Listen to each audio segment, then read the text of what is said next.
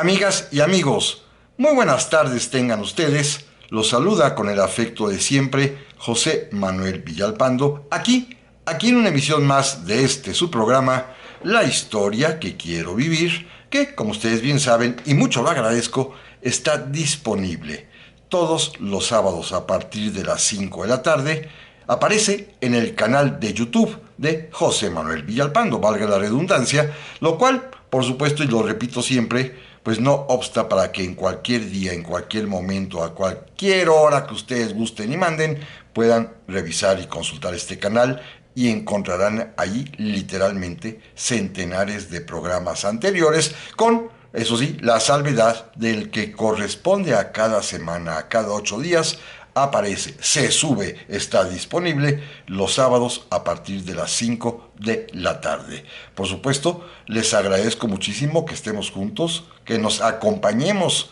en este momento para recordar el pasado, reiterando, como siempre lo hago, que este programa no tiene ningún fin económico, ni utilitario, ni está monetizado, que es únicamente por el gusto y la pasión compartida con ustedes de platicar de historia. Por supuesto, les reitero que están como siempre a su disposición las vías electrónicas que permiten comunicarnos, bien sea a mi correo villalpandohistoriador@gmail.com, a mi página de Facebook Villalpando la Historia, o también en los comentarios que permite este mismo canal de YouTube. Gracias una vez más, amigas y amigos, y si les parece bien, vamos a dar inicio al programa de hoy. Y en esta ocasión quisiera proponerles que continuáramos examinando el tema que iniciamos la semana anterior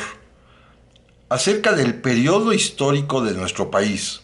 entre los años de 1940 a 1946, época que fue gobernada nuestra nación por el presidente Manuel Ávila Camacho. Les comentaba yo hace 8 días que esta inquietud, interés por estudiar esta etapa de nuestra historia, surgió porque me solicitaron un trabajo ya más profundo acerca de lo que habíamos platicado aquí meses atrás, de la presencia de tropas norteamericanas en nuestro país con la autorización del gobierno mexicano. A partir de ahí me di a desarrollar el tema muy específico de la colaboración de México y los Estados Unidos durante la Segunda Guerra Mundial, sobre todo en su etapa inicial, cuando nuestro gobierno autorizó el tránsito, el que anduviesen por aquí, en nuestro país, tropas especialistas de los Estados Unidos de América, particularmente para instalar estaciones de radar en la península de la Baja California y también para que pudiera anclar, fondear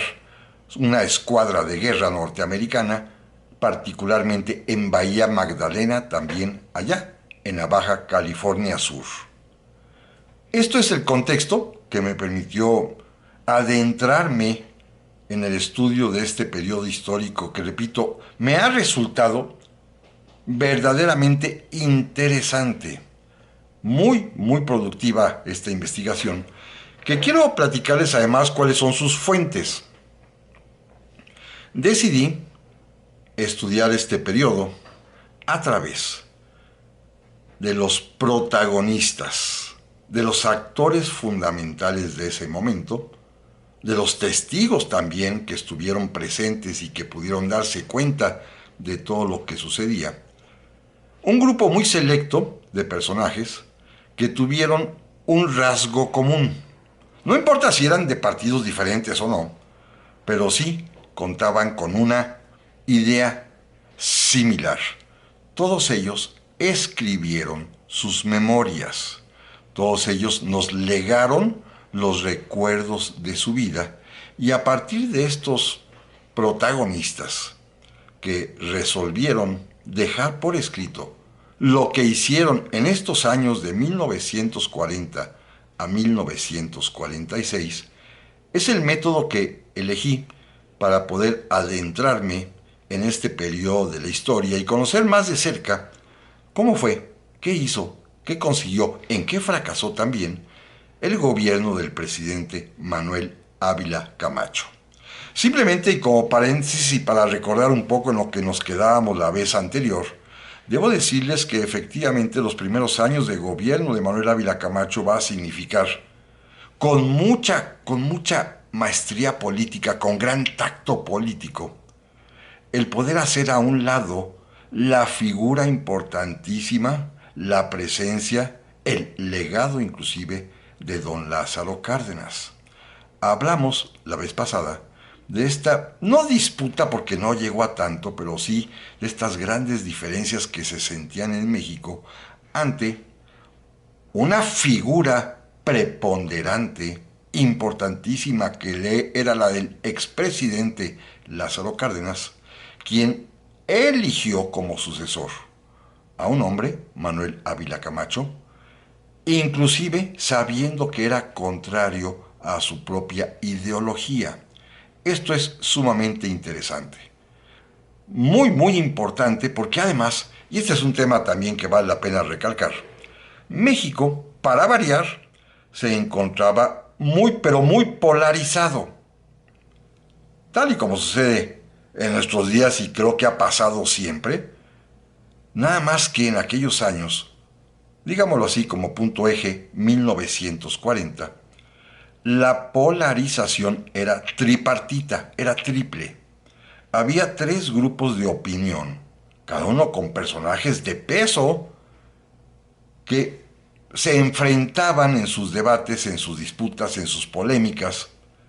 porque unos de ellos encarnaban lo que era la idea del nacionalismo revolucionario con cierto toque de izquierda que bien podría encabezar el expresidente Lázaro Cárdenas, aunque no participaba abierta y activamente, pero que podría tener también como una referencia importante a Vicente Lombardo Toledano, personajes pues que no deseaban para nada ni la colaboración de los Estados Unidos, ni la presencia norteamericana en México, y mucho menos, como lo dijeron varias veces, el que nuestro país participara activamente en la Segunda Guerra Mundial. Este era pues uno de los bandos que disputaban pues la opinión pública. En sus periódicos, como el periódico El Popular, allí escribían y ahí planteaban todos sus argumentos, pero se enfrentaban con otro grupo también político, que de alguna manera, fíjense qué interesante, representaba los intereses de la Alemania nazi en México. Y había un buen sector, un buen segmento de la sociedad mexicana que estaba a favor de la Alemania de Hitler, simple y sencillamente quizá porque era el punto contrario al bando que apoyaba a los Estados Unidos de América. Es decir, formaba parte de la tradición anti-norteamericana de personas que simple y sencillamente por una herencia cultural importante estaban todavía, como hasta la fecha siguen, dolidos por las constantes agresiones, intervenciones y finalmente, pues, que nos arrebataron la mitad del territorio los estadounidenses. Siempre ha habido personas que guardan ese dolor profundo. No lo llamaría yo rencor, pero sí un enorme disgusto por la actuación de toda la vida de los Estados Unidos de América, mismo que acabamos de comentar también hace algunas semanas, cuando platicábamos acerca de cómo ha pervivido en nuestro país esta sensación de que los Estados Unidos de América siguen todavía creyendo en las viejas teorías y doctrinas del destino manifiesto. Había pues un sector pro-nazi, llamémoslo así, y estaba encabezado nada más ni nada menos que por el gran filósofo y educador mexicano José Vasconcelos, quien dirigía una revista financiada por la Embajada de Alemania, la revista Timón, en la que abiertamente hacía propaganda y proselitismo a favor de los alemanes. Y había un tercer sector, un tanto cuanto más pragmático, que estaba decididamente de apoyo a los Estados Unidos de América y en el que formaban parte, por supuesto, pues el empresariado mexicano, encabezados por algunos de los secretarios de Estado del propio gabinete del presidente Manuel Ávila Camacho, quienes veían una gran oportunidad para México al vincularse, al volverse aliados de los Estados Unidos de América. Este grupo lo podría encabezar, para decir un nombre concreto, el canciller, el secretario de Relaciones Exteriores, Ezequiel Padilla. Bueno, este es el ambiente en el cual nos quedábamos hace 8 días, cuando finalmente aclaramos que el presidente Ávila Camacho, con gran tino, con gran tacto, pues impuso disciplina al expresidente Lázaro Cárdenas. Lo nombró secretario de la Defensa Nacional y por lo tanto estaba supeditado al comandante supremo, que es el propio presidente Ávila Camacho. Lo nombró secretario de Estado, por lo tanto está también supeditado al titular del Poder Ejecutivo de la Nación, y le impuso además también algo que se acostumbró durante toda la época del sistema político mexicano del PRI, que es la disciplina de que el que manda es el presidente en turno y los expresidentes se quedan calladitos. Esto lo consigue Manuel Ávila Camacho. Pero miren, déjenme comenzar primero mostrándoles a ustedes, comentándoles las fuentes que me han permitido acercarme a este periodo interesante de nuestra historia. Repito, porque he buscado a los protagonistas o testigos que escribieron sus memorias, que nos legaron sus recuerdos. El primero de ellos, y es fundamental, es el propio presidente Lázaro Cárdenas, quien tiene una obra autobiográfica en 4 volúmenes, pero en el volumen 1, que se llama Apuntes, están sus recuerdos de los años de 1941 a 1956.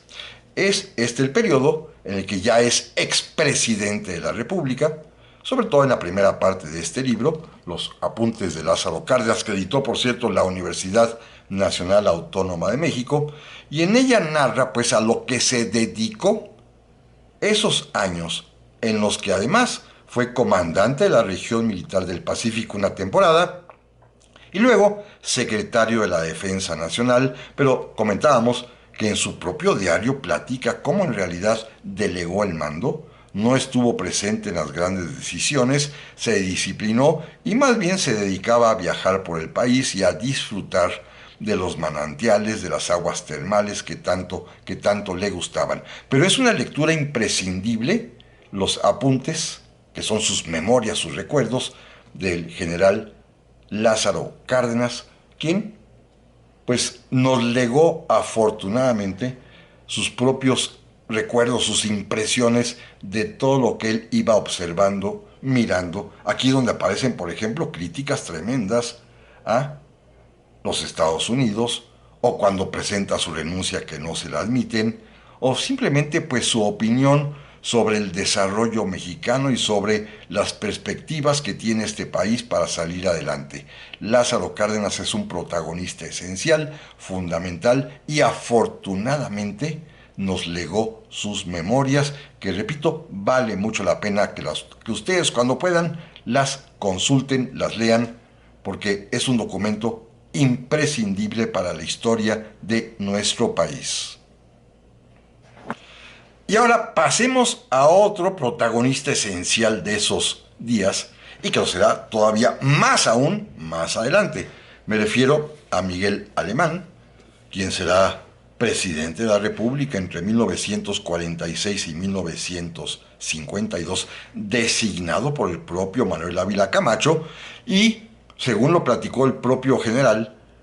con la idea de terminar con el militarismo mexicano y de iniciar la época civil, los civiles gobernando. Bueno, pues Miguel Alemán Valdés también escribió sus propios recuerdos. Su libro se llama Remembranzas y Testimonios, de Miguel Alemán Valdés. Lo publicó Editorial Grijalbo hace ya muchos años, y es un libro interesante, aunque se nota claramente que son recuerdos y testimonios ya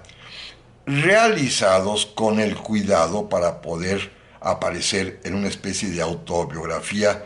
pues muy edificante. Sin embargo, no deja de ser importante. Por supuesto, la mayor parte del libro está dedicado a su tiempo en que fue presidente de la República y gobernó a nuestro país, pero la parte que dedica a los días en que, por ejemplo, participó como coordinador de la campaña presidencial de Manuel Ávila Camacho, siendo gobernador de Veracruz, él, el propio Alemán, y después cuando fue ya promovido a secretario de Gobernación durante el periodo 1940-1946 y todo lo que tuvo que realizar para conseguir pues la estabilidad interna política que le permitiera finalmente ser él el elegido, porque va a disputar la elección presidencial con otro miembro del gabinete que también se sentía y se creía con derecho de ser el sucesor del presidente Manuel Ávila Camacho. Me refiero al canciller Ezequiel Padilla, que él pensaba que como tenía el visto bueno, el favor de los Estados Unidos de América, sería naturalmente el candidato, pero sin embargo se enfrentó a un hombre con habilidad política enorme que fue Miguel Alemán, y Miguel Alemán le ganó la partida, le ganó la presidencia, y pues finalmente Ezequiel Padilla no tendrá más que dedicarse a lamerse las heridas, literalmente, como se dice. Pero Miguel Alemán también, repito, escribió sus propias memorias, remembranzas y testimonios le llamó, un libro, repito, pues cuidadamente escrito. Es más sincero el anterior que platicábamos del expresidente Lázaro Cárdenas. Este de Miguel Alemán está mucho más cuidado, mucho más, pues, viendo ya las cosas desde otra perspectiva para quedar bien con todo mundo, pero sin embargo no deja de ser interesante este libro de Miguel Alemán. Decía yo hace un momento que el candidato perdedor en la elección ya del 46 es Ezequiel Padilla. Miren, Ezequiel Padilla, que es un abogado que ocupó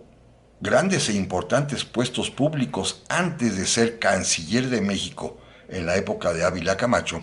había sido ya, por ejemplo, el agente del Ministerio Público que acusó a León Toral y a la madre Conchita de la muerte del presidente electo Álvaro Obregón. Él consiguió que los condenaran a León Toral a muerte y a la madre Conchita a 20 años de prisión. Después fue secretario de Educación Pública con el presidente Emilio Portes Gil, y de pronto pues reapareció ahora como secretario de Relaciones Exteriores en el gabinete de Manuel Ávila Camacho.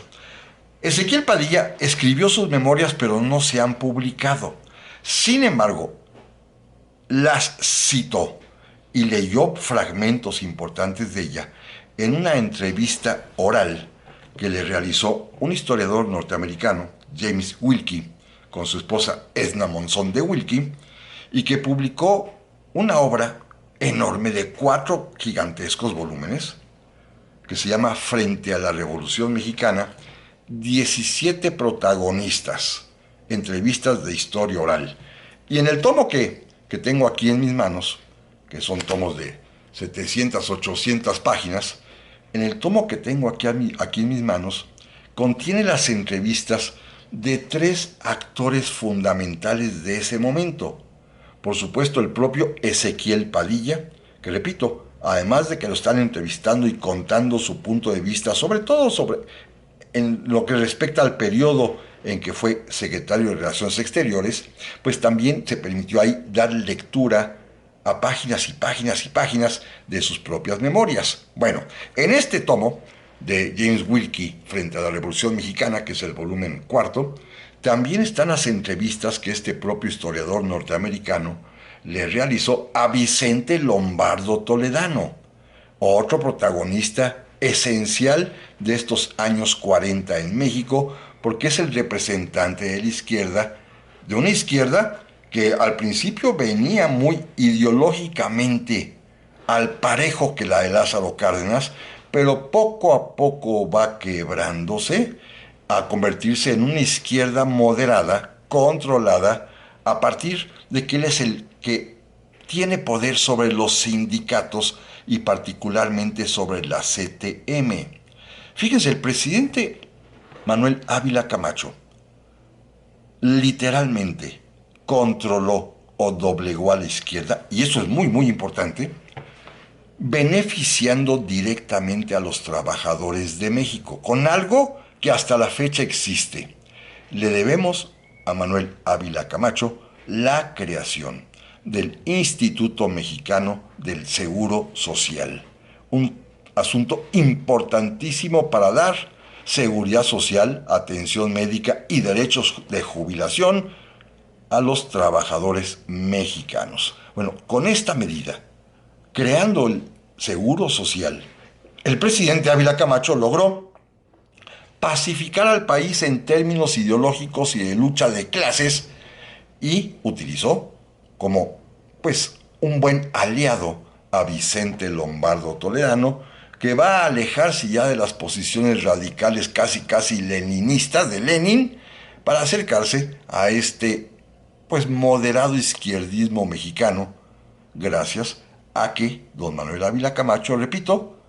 otorga a los trabajadores de México el seguro social. Y en este mismo tomo de James Wilkie frente a la Revolución Mexicana, que son entrevistas de historia oral, un tomo, repito, voluminoso de 800 páginas, también está la entrevista que se le hizo a Juan Andreu Almazán. Juan Andreu Almazán había sido el rival, el candidato opuesto a Manuel Ávila Camacho allá en 1940, en las elecciones de ese año. Él pensaba que iba a ganar, mucha gente creía que iba a ganar porque representaba un punto de vista pues muy mexicano. Juan Andreu Almazán había sido soldado zapatista, soldado federal, revolucionario, opuesto a todo, muy de derecha, y sin embargo, pues en las elecciones de 40 hubo episodios terribles, como el famoso robo de urnas, asesinato de los electores o de los funcionarios de casillas, y pues no pudo Juan Andreu Almazán, pero su testimonio es interesante porque él representaba la oposición, más que contra Manuel Ávila Camacho, más bien en contra de la imposición de Lázaro Cárdenas. Juan Andreu Almazán, otro personaje fundamental de este tiempo de 1940 a 46, y cómo finalmente pues se disciplina, acepta la derrota y ya desaparece el mapa político. Pero también, repito, es un elemento interesante porque podría decirse en términos de segundas partes que los enfrentamientos eran entre Lombardo y Juan Andreu Almazán. Era cada uno el adalid de la izquierda o de la derecha, mientras que pues don Lázaro Cárdenas como presidente era literalmente intocable. Así que este es un libro súper interesante. Por cierto, esa parte de la campaña presidencial de 1940 que platicaba yo hace un momento, que se va a distinguir porque hay todo tipo de tropelías para que gane Manuel Ávila Camacho, buena parte de ellas fueron encabezadas por un personaje picaresco de la Revolución Mexicana, Gonzalo N. Santos, que escribió también sus memorias, este hombre que fue el cacique literalmente de San Luis Potosí, que fue un hombre que además pues tuvo picardía y media en toda su vida, que le decían el alazán tostado y que no dudaba en confesar que él sí se había robado las urnas, aquel que decía que la moral es un árbol que da moras. Bueno, también Editorial Grijalbo publicó hace tiempo las memorias de Gonzalo N. Santos, que son muy recomendables porque son sumamente divertidas y claro, narran todas las tropelías y picardías de la revolución en su aspecto pues más crudo. Un político típico mexicano de aquellos tiempos que va a colaborar de manera muy importante para que Manuel Ávila Camacho llegue al poder y quien además aquí en sus memorias se atribuye una serie de decisiones y una serie de opiniones que bueno, dice uno, qué barbaridad, si era cierto esto, pues resulta ser que el que verdaderamente mandaba en el país era el propio Gonzalo N. Santos, pero gracias a él sabemos, por ejemplo, todos los problemas internos familiares de la familia del presidente Manuel Ávila Camacho, porque seguramente ya ustedes habrán escuchado que tenía un hermano mayor que también quería ser presidente y que era francamente incontrolable. Me refiero a Maximino Ávila Camacho, que va a morir afortunadamente antes de que inicien las campañas presidenciales de 1946, pero era capaz de disputarle el poder a Miguel Alemán y además también de enfrentarse a su propio hermano el presidente. Bueno, todos estos pleitos familiares de la familia Ávila Camacho lo sabemos porque Gonzalo N. Santos, que se preciaba de ser amigo tanto de Maximino como de Manuel el presidente, pues nos platicó y nos legó aquí en sus memorias, las memorias de la Santos Tostado con todas sus tropelías y picardías, todo lo que acontecía alrededor del presidente Manuel Ávila Camacho. Por supuesto, hay que creer en la mitad, porque seguramente mucho es cuento y mucho él mismo infla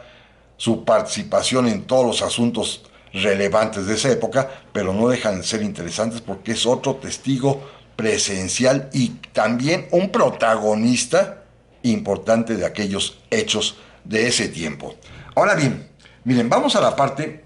de alguna manera constructiva. La época del presidente Manuel Ávila Camacho se va a caracterizar en el aspecto económico, en algo fundamental. Con él se inicia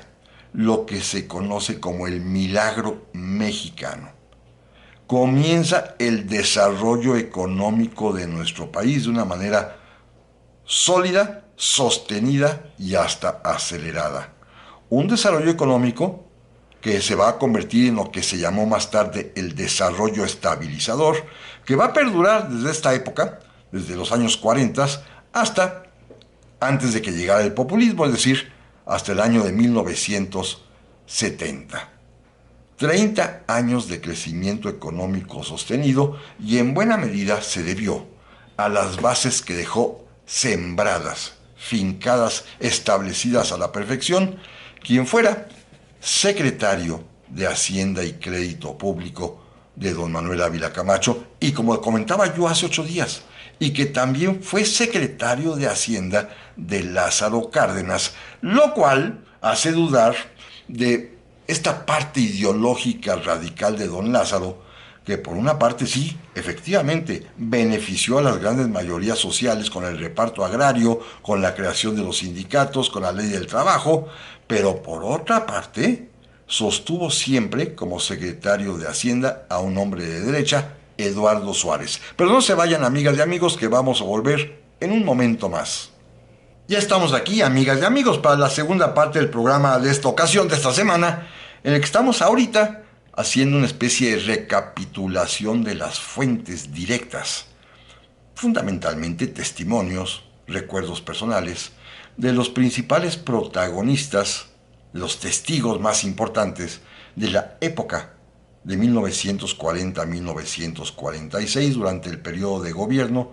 del presidente Manuel Ávila Camacho. Me llama la atención, antes de continuar, el que haya tantas memorias de personajes relevantes de ese momento. No siempre sucede así y creo que esto es una especie de situación afortunada, el poder tener a la mano los testimonios, las memorias de estos actores relevantes de la historia de México, de esa época, la época del presidente Manuel Ávila Camacho, que es a la que me estoy abocando a examinar. Hablaba yo hace un momento de Eduardo Suárez, el secretario de Hacienda, el hombre que además repitió en ese puesto público tanto durante el gobierno del presidente Lázaro Cárdenas como con Ávila Camacho, lo cual indica primero esta visión de don Lázaro de más allá de las ideologías, darle sostenibilidad al crecimiento mexicano. Pasa algo muy curioso. En los tiempos de el general Cárdenas, Eduardo Suárez va a conseguir que se echen a andar, que empiecen operaciones, dos instituciones de crédito que van a ser muy importantes después, en la época de los 40 y que van a ser fundamentales para el desarrollo estabilizador y para este inicio que se llama el milagro mexicano. Me refiero a Nacional Financiera, para otorgar préstamos baratos a las industrias mexicanas, y el Banco Nacional de Comercio Exterior, el Banco Mext, para poder financiar las exportaciones. Estas dos instituciones de crédito, estos dos bancos del Estado que entran en funciones allá en los años 30, fundados por el presidente Abelardo Rodríguez, pero que empiezan operaciones y comienzan a funcionar, aunque sea incipientemente, durante el gobierno del presidente Lázaro Cárdenas, todo ello gracias a el secretario de Hacienda Eduardo Suárez, van a ser capitales y determinantes cuando llegue la hora de que México despegue económicamente. Bueno, don Eduardo Suárez también nos legó sus memorias que él llamó Comentarios y Recuerdos. Comentarios y Recuerdos, 1926-1946, que es cuando deja finalmente la Secretaría de Hacienda. Editorial Porrúa los publicó también hace ya mucho tiempo, cuando falleció don Eduardo Suárez allá en los 70s, y es un libro muy muy interesante porque narra,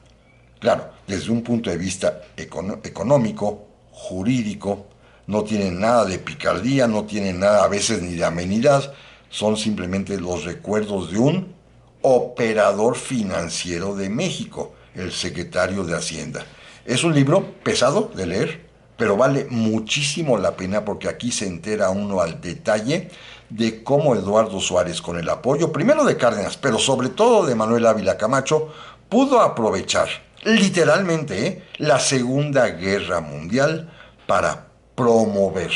que México se convirtiera en un país en vías de desarrollo pujante y con un superávit financiero y con el Producto Interno Bruto más alto de nuestra historia en esos 30 años que conocemos como el desarrollo estabilizador y que nunca los hemos vuelto a repetir. Esto en buena medida es obra de Eduardo Suárez, repito, el secretario de Hacienda, quien se va a encargar precisamente y fundamentalmente de la parte que tiene que ver con las relaciones económicas con los Estados Unidos de América, y es él quien va a conseguir, fíjense, esto es importantísimo, que la economía mexicana y específicamente las industrias mexicanas exporten productos a veces básicos y elementales a los Estados Unidos de América, porque allá los necesitaban. Ocurrió algo muy peculiar y muy sencillo de explicar con un ejemplo. Las industrias norteamericanas allá, en aquel país de vecino del norte, tuvieron que transformarse para ser una industria de guerra con motivo del conflicto bélico. Entonces, por ejemplo, las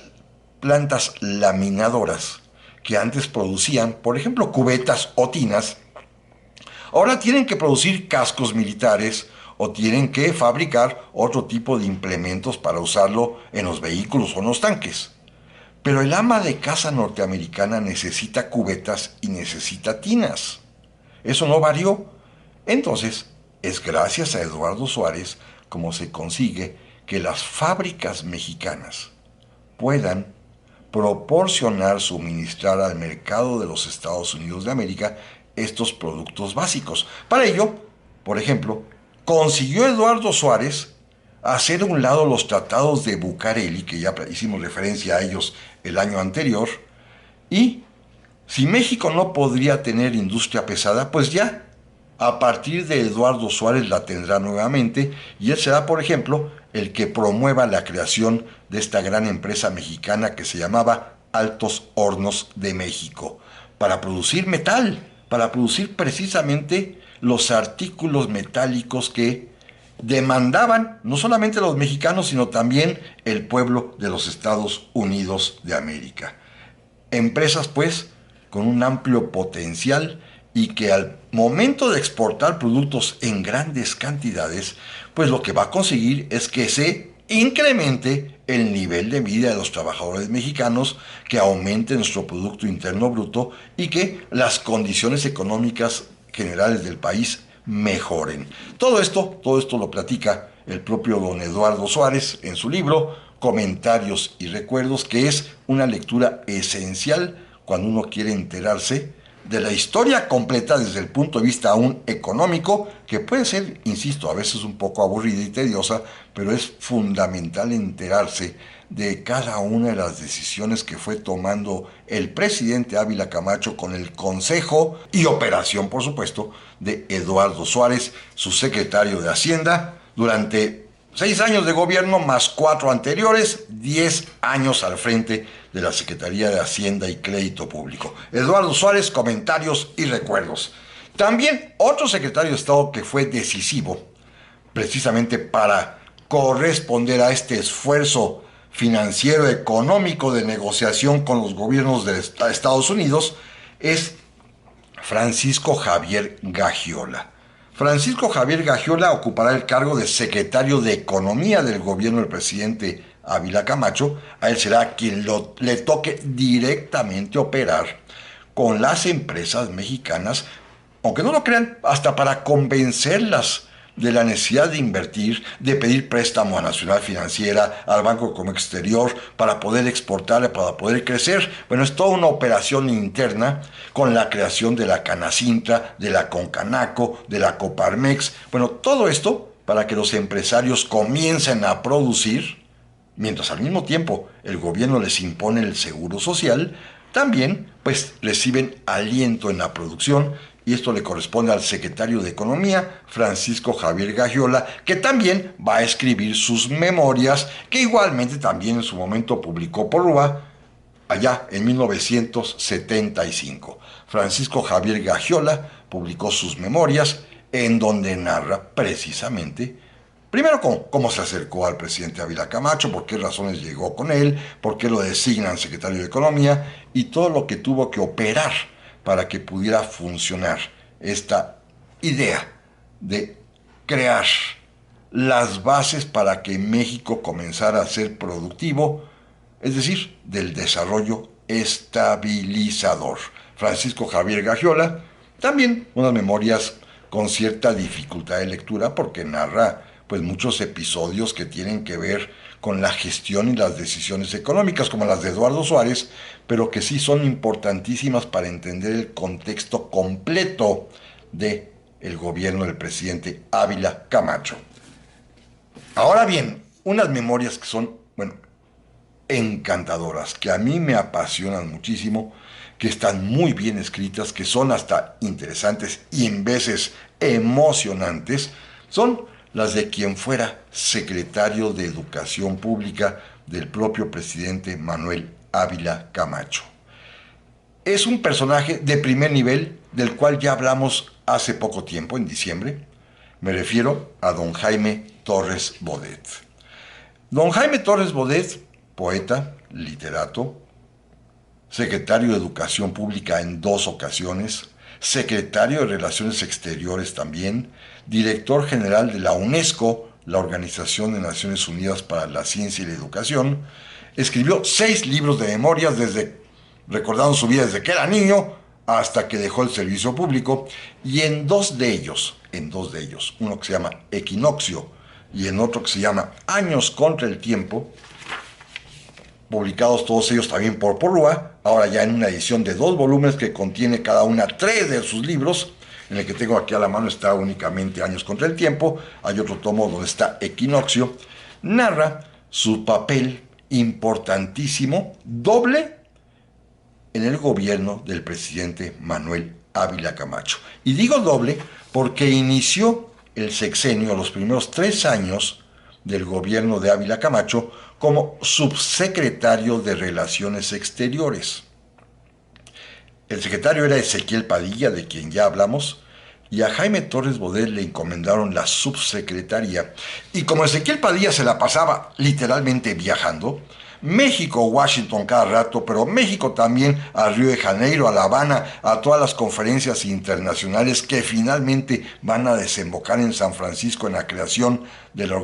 Organización de las Naciones Unidas. Como Ezequiel Padilla pues se la pasaba negociando y viajando, quien operaba la Cancillería mexicana era en realidad el subsecretario Jaime Torres Bodet, y a él, por ejemplo, en ese papel de subsecretario, y ante la ausencia de Ezequiel Padilla, que estaba de viaje, a él le va a corresponder, por ejemplo, redactar en su oficina el decreto por el cual México incautó los buques tanques italianos a los que hicimos referencia la semana anterior. Este acercamiento, el que el presidente Ávila Camacho llamara cada rato a Torres Bodet en ausencia de Ezequiel Padilla, permitió que hicieran una amistad muy peculiar. Fíjense qué curioso. En algún momento, seguramente Ávila Camacho se enteró de que Torres Bodet era poeta también. Seguramente le regaló algún libro de poesía. Y lo que le agradó mucho a Manuel Ávila Camacho es que Torres Bodet escribía muy bien y muy bonito. Y entonces el presidente de la República le comenzó a encargar a Torres Bodet que le escribiera sus discursos. Y así comenzó una estrecha amistad. Siendo subsecretario de Relaciones Exteriores, le va a pedir también que redacte el decreto por el que México entra en estado de guerra con las potencias del eje. Y finalmente, seguramente platicaban tanto y se conocieron muy bien, que le va a encomendar en 1943 la importantísima Secretaría de Educación Pública al propio Torres Bodet. Era un reto enorme, enorme como sigue siendo hoy en día la educación pública. Difícil, ¿eh? Porque además es un tiempo en que el sindicato de maestros está sumamente ideologizado, pero con disputas internas porque hay de ideología radical de izquierda, pero también sigue habiendo ideología de derecha entre los propios maestros. Pero además, el campo está propicio para que sea de veras un caldo de cultivo para que explote el problema, porque en esos años, en México, en la Constitución estaba consignada la educación socialista, que había sido promovida en el tiempo del gobierno del presidente Abelardo Rodríguez, que el presidente Lázaro Cárdenas estaba encantado con este concepto de darle al niño una noción exacta y racional del universo, como lo propugnaba el artículo 3º socialista de ese tiempo, pero que había creado gran conflicto con los padres de familia de escuelas públicas y privadas, y que había además también orillado a los propios maestros a pelearse entre sí. Era pues un problema muy pero muy serio la cuestión de la educación socialista y los pleitos de los maestros. Y Torres Bodet tenía el encargo de desmontar todo eso, de pacificar la educación en México, de conseguir pues que fuera de colaboración incluyendo las escuelas privadas y finalmente, gracias a él y por supuesto por la autorización y orden seguramente del presidente Manuel Ávila Camacho, va a terminar la educación socialista y en 1946, casi el último acto de gobierno de Ávila Camacho, va a poder promulgar la reforma que estableció la educación laica obligatoria, pero democrática y libre, que hasta la fecha sigue vigente en nuestro artículo 3º constitucional. Y todo ello es obra enorme de Jaime Torres Bodet, quien cuenta, repito, todas sus hazañas políticas, burocráticas, pero sobre todo en bien de México. Primero, como subsecretario de Relaciones Exteriores y después como secretario de Educación Pública en sus memorias. En Equinoccio, la primera parte, y en Años contra el Tiempo, que es un libro espléndido. Se los recomiendo de veras, ¿eh? A diferencia de los dos anteriores, muy serios y muy importantes, pero repito, un poquito tediosones, Jaime Torres Bodet tiene una maestría, una gracia, un estilo de escribir que es, francamente, atrapa al lector. Jaime Torres Bodet. Y es un problema además también el educativo que a mí en lo personal me llega mucho, no solamente porque soy maestro, porque amo lo que hago como educador, supongo, sino por una tradición familiar. Miren, déjenme platicarles una pequeña historia de lo que aconteció a mi abuela paterna, María Nava. Ella fue maestra, se graduó en la Escuela Normal de Aguascalientes, se dedicó a ser maestra toda su vida y llegó a ser directora de una escuela oficial de la primaria número 1 que se encontraba en la antigua casa, que hoy existe como museo muy bonito, la Casa Terán, en el mero centro de Aguascalientes. Ella era directora de escuela, de una escuela primaria, en el momento en que se promulga la educación socialista en 1933. Y en ese momento, pues ella, muy católica como muchas maestras de su tiempo, se vio en este predicamento terrible de qué hacer. Mi abuela para ese momento ya era viuda, tenía ya 8 hijos, y se acercó al señor obispo de Aguascalientes para preguntarle qué debía hacer una maestra católica ante esta, pues, imposición de la educación socialista en la Constitución. Y el obispo de Aguascalientes, con una francamente crueldad terrible, le recomendó que renunciara, porque una maestra católica no podía seguir esos dictados de la educación socialista. Y mi abuela repuso, bueno, sí, pero es que soy viuda y con 8 hijos, pero no importa porque primero es la ideología, seguramente habrá dicho el obispo. Mi abuela renunció, tuvo que emigrar de Aguascalientes y para sostener a su familia se trasladó a la Ciudad de México y afortunadamente encontró trabajo en con unos empresarios españoles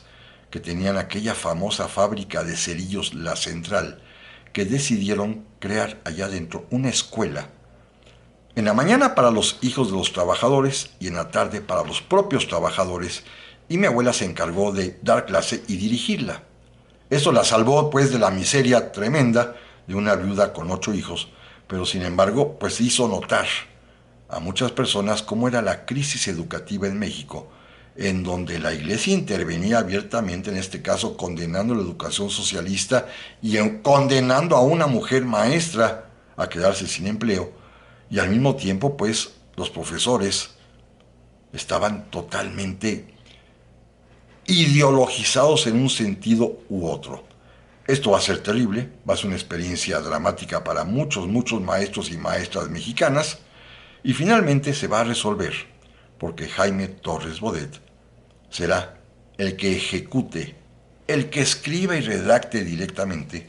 el nuevo artículo 3º constitucional para darle a la educación mexicana un carácter distinto, ya sin ideología, simplemente con el concepto de democracia y de libertad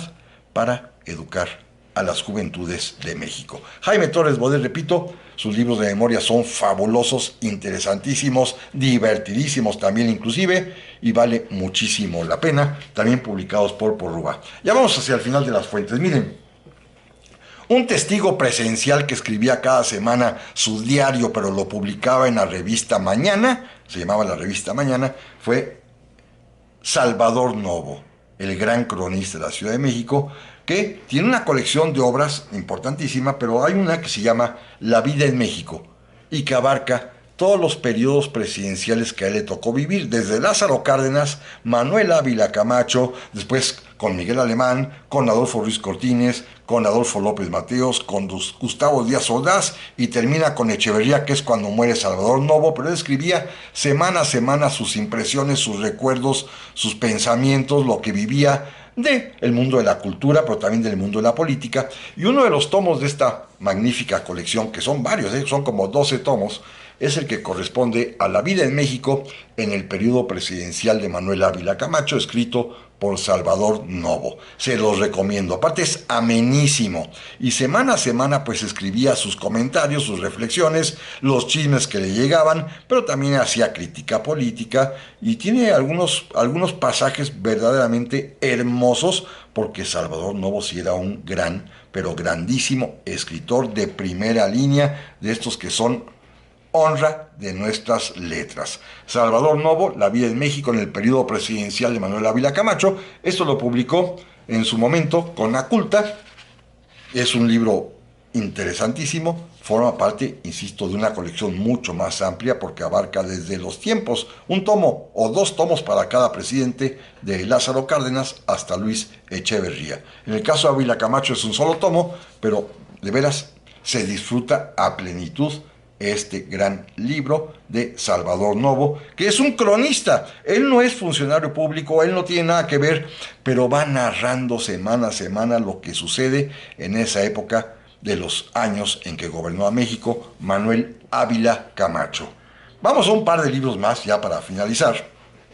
Uno que es interesantísimo, importantísimo, muy bien escrito, y es Las memorias del general Francisco L. Urquizo. Ya les platicaba yo la semana anterior que finalmente Don Lázaro Cárdenas, secretario de la Defensa Nacional durante el gobierno del presidente Ávila Camacho,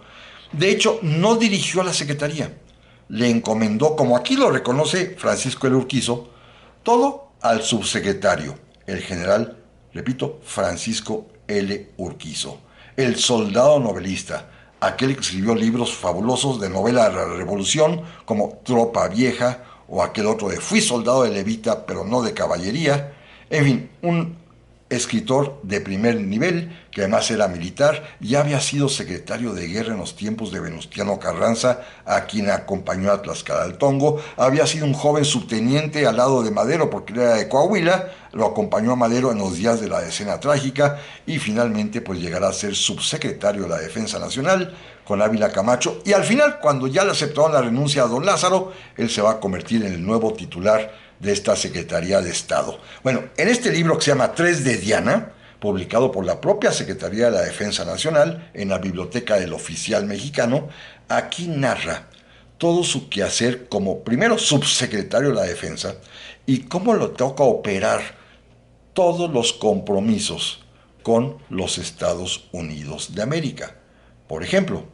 la participación de tropas especialistas norteamericanas en la Baja California para instalar estaciones de radares, diciendo que eran meteorológicas estas instalaciones y engañando aún al propio expresidente Lázaro Cárdenas, que se lo creyó, O como la construcción y reparación de los aeropuertos para que los usaran la Fuerza Aérea Norteamericana de Mérida o de Chetumal, o la construcción del aeropuerto de Ixtepec allá en Oaxaca, que don Lázaro creía, como lo dice en sus propias memorias, que lo estaba haciendo la Compañía Mexicana de Aviación cuando en realidad era financiamiento norteamericano. Bueno, todo esto lo operó Francisco L. Urquizo, quien también es el que se encarga de la operación del convenio de préstamo y arriendo, por el que México recibe material militar nuevo como tanques y cañones, o bien se encarga también de operar y permitir el tratado de servicio militar recíproco, por el cual muchos mexicanos que viven allá en Estados Unidos van a poder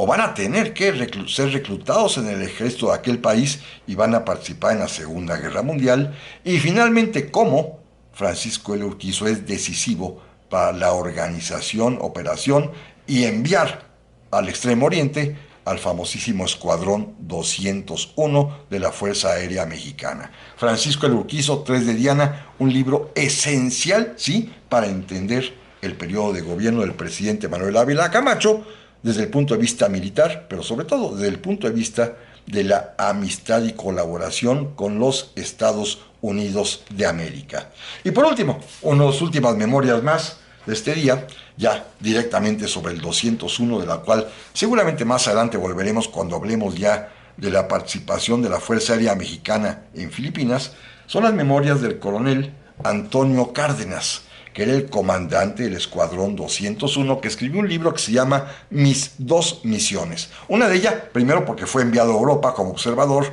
pero la segunda gran misión de su vida fue precisamente dirigir, comandar el Escuadrón 201 en su participación en la Segunda Guerra Mundial allá en las Filipinas. Una participación que además culminó, como lo narra el propio Antonio Cárdenas, con el saludo al final de la guerra que le dio el mero comandante militar aliado del Pacífico, el general Douglas MacArthur.